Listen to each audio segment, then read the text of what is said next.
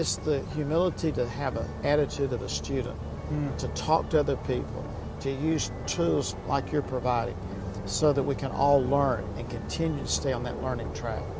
I love what someone said, that when the rate of external change exceeds the rate of internal change, disaster is imminent. Yeah. So we need to all be on a steep learning curve. And how do you do that in your organization? Now you've got, what, 50,000 team members in your organization or something like that, some phenomenal number. How do you make sure that 60,000. 60,000, gee, many. How do you make sure that that culture is from top, right, say top to bottom, but throughout the entire organization? Yeah, well, you model it, you know. Okay. One of the sneaky things I do is I subscribe to a lot of IT magazines that are free. I never read them, but they look so good going through the mailroom at the office that it gives people the perception that I'm all this IT guru, when in fact I'm not. Smoke and mirrors. Yes, it's all smoke and mirrors.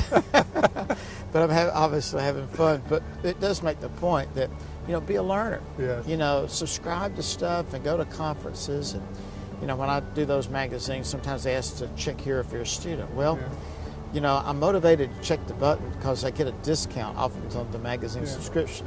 But it's also kind of a checkup from the neck up for me to ask myself, who are my mentors? What books did I read? Who did I hang out with? What website did I go to? What blog am I reading of somebody's?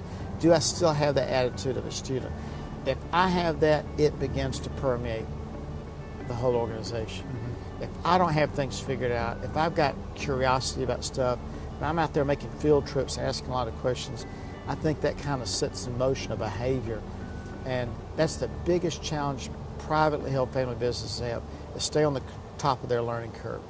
Be moving, be changing, be evolving. Is there something you've done, though, to systemize that learning throughout the organization besides just modeling it, or is that it? And that's well, though that modeling behavior kind of gets set up into calendars, it gets set up into budgets, it gets reflected in the systems, and the business processes are reflective of those attitudes and the priorities that leaders set for the organization.